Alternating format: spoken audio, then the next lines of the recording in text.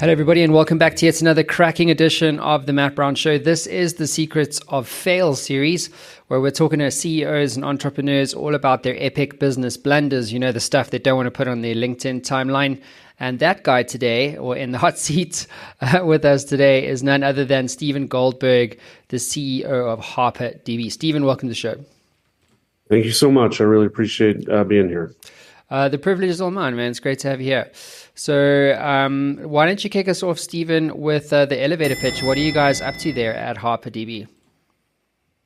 Yeah, so at HarperDB, we're focused on building an enterprise data platform with the goal of helping companies in gaming, streaming media, and telecommunications to improve customer experience while reducing their cloud costs.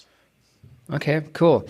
And so what's a typical problem that you solve? Is it kind of infrastructure scaling, that kind of stuff? Yeah, so, when you look at the world now, especially in the last couple of years, as more and more devices come online and more people are using the internet more heavily, what you find is that sort of the centralized cloud model of having your infrastructure in a couple regions in the cloud doesn't really globally distribute well. And as things like 5G come online and create bigger pipes to the internet for these devices, it just creates more and more congestion. And so what we do is we help globally distribute applications and data so that we can make APIs faster, we can make mobile apps faster. So a pretty example use case is a company may have millions of users around the world trying to access their mobile application.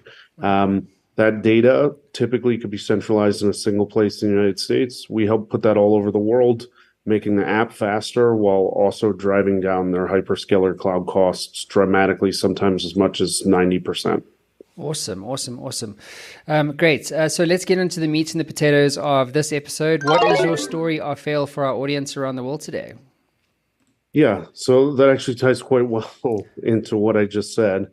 So, I'm primarily a tech person, as you can probably tell from the last 30 seconds. I'm not kind of the really well-polished founder, CEO who has a Wharton MBA. And I experienced the problem I was just talking about myself in 2013, 14, 15, while consuming lots of social media data from the Twitter fire hose, Facebook fire hose. And that I was a CTO, and I had this massive problem where trying to keep my data infrastructure alive was really problematic for me. I bought a Cray supercomputer, which cost $1 million, trying to keep our stuff alive, trying to reduce our spend. We're spending most of our time working on that instead of building our own products. So I just thought of a better way to do it with my co-founders, Kyle and Fred. And I didn't really do any market research. It didn't occur to me that other people might not be experiencing that problem at that time. I didn't ask anyone, hey, why are you, how are you doing it? I did ask several folks how they were doing it, and no one had a good answer, but it didn't occur to me that no one had a good answer because no one was experiencing this problem yet. And so we launched way too early. We launched probably 3 years before the market was really ready for our product, which had the one advantage of us having time to really harden our product, but on the flip side was extremely hard as a venture-backed startup to try and show the metrics you want to show from a growth perspective, show adoption. We were evangelizing a problem no one knew existed. The only reason we're still alive really is we've had a great set of investors who believed in us. We worked really hard and had an incredible degree of perseverance, but we really launched maybe two years before we should have, and 3 years before the market needed our product. Crazy, man. So what did you learn from that experience, Stephen? I think I learned look before you jump, maybe, as an important part of it.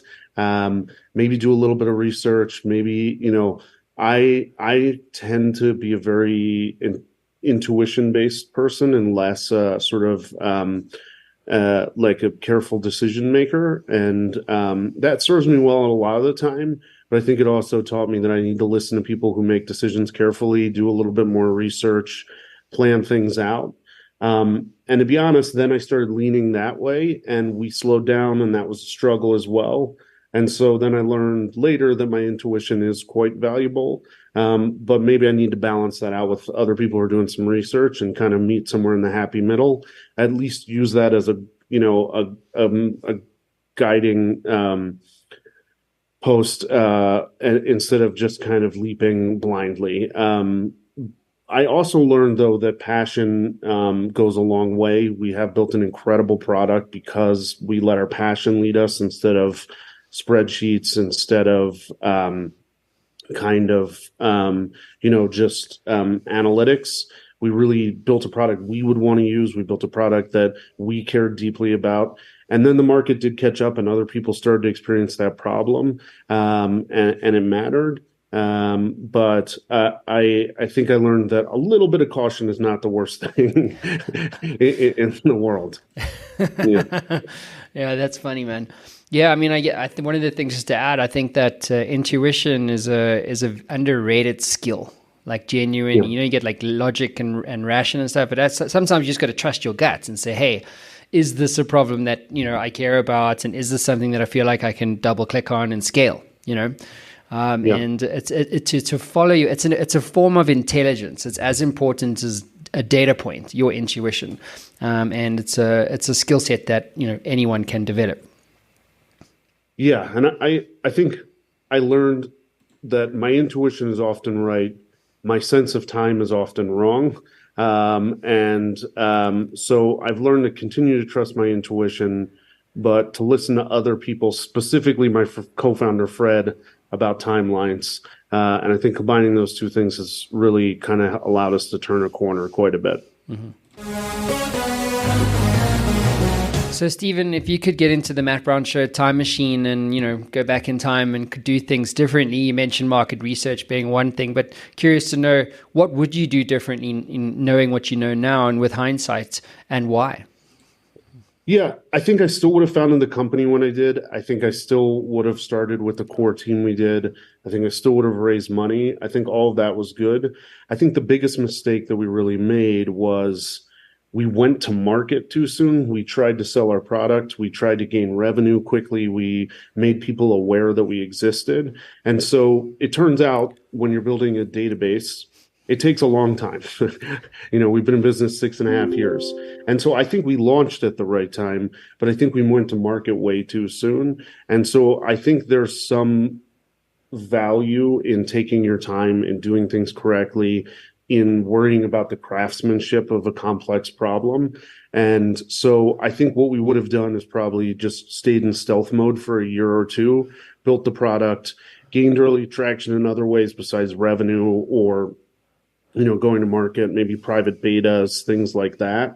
And I think we would have spent less money. We wouldn't have spent money on things like trade shows and T-shirts and website and branding, and we could have spent that money on just building our product. Ultimately, we got where we wanted to go, but I was just too impatient to get out there. And I think having a little bit of patience and also really launching correctly were the two things I wish I had done correctly. So what have you learned about go-to-market fit? Like, how do you know when you're there? Yeah, I think we've thought we were there more than once. So I think the thing I've learned probably most about it is that when, one person likes your product, that's great. When two people like your product, that's great. When, you start to hear the same story from 10, 15, 20 people, that's kind of the main thing I learned, is that product market fit is like a stair step function. It's not a moment. I think that when you're raising money, the venture community kind of tries to think of it as like this one defining moment. But I think product market fit is more, it's more like a process. You can find early product market fit, but I think that matures into a more mass product market fit over time as you learn that problem set more deeply, learn what it needs.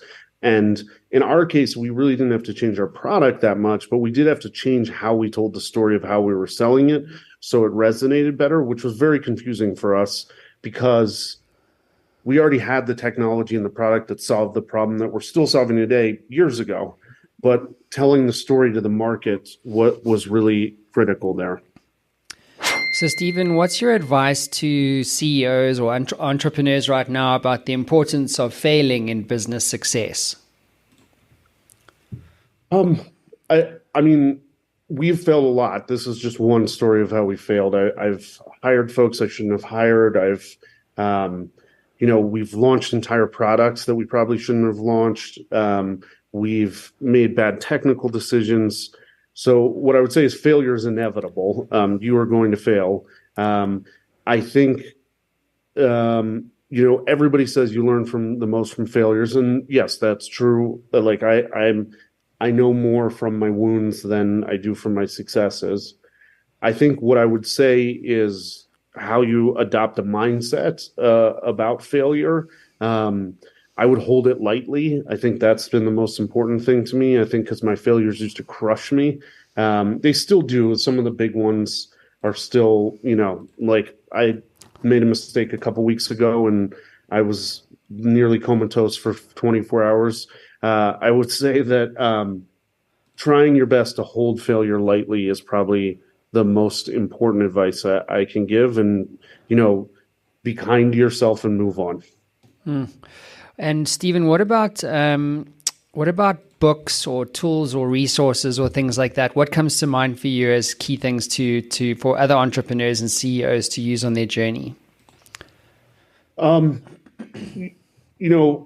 think for me, like impactful books I've read, I love the Freakonomics guy's books. Satya Nadel's book, like Reboot, I thought was a fantastic book. I loved How I Built This by Guy Raz. Like, it's a great podcast that I think has been super helpful to me. Ironically, I don't think I learned very much from listening to it. I think it was more of like a form of therapy that when I was going through my journey, listening to other people and being like, oh, well, those guys were complete boneheads and they built a multi-billion-dollar company. So I guess I can probably still do this. That one has been very valuable to me. And I think just having a core group of friends around you and people who believe in you, who you can trust and who you can be authentic with, and go to therapy is the other advice I would give. Business therapy, guys. You heard it here first. Yeah, I'm a big fan of it. I think it's important. Yeah, I think everybody needs to be in therapy. It's called a mastermind group. Yeah. Right? It's like, oh my God, I can't relate to my children. It's a funny thing. It's funny, like those mastermind stories, they're so valuable because of the personal stuff you get to share. It's like, fuck man, like I'm going through depression, and I lost this big client, or we were 2 years too early and I'm dying here, and just having someone to share that stuff with, kind of like it's like a NA or AA meeting for business owners. Yeah, I think, there's a lot of good groups out there. I think finding one that like fits you, I think it can be really weird when your business is radically different than other businesses. I think that I've always found hard. I think, but when you can find peers, like my peers are the people, I have a couple CEOs who I know in the Denver area who have similar businesses or at least life cycle, and grabbing a beer with them sometimes is, the most effective thing for me to get my head on straight. And they, give great advice. They know what you're going through so they can listen. And so it can feel very lonely without that. Absolutely. Well, Steve, thanks so much, bud, for being on the show. Appreciate you for being in the hot seat, but that does conclude your time for today, at least. But I feel like there's a whole bunch of other stuff we should be talking about. But anyway, thanks for being on the show, man, and lending your own secret of fail. Thank you for having me. I really enjoyed it. Anytime, brother. Thanks, everybody.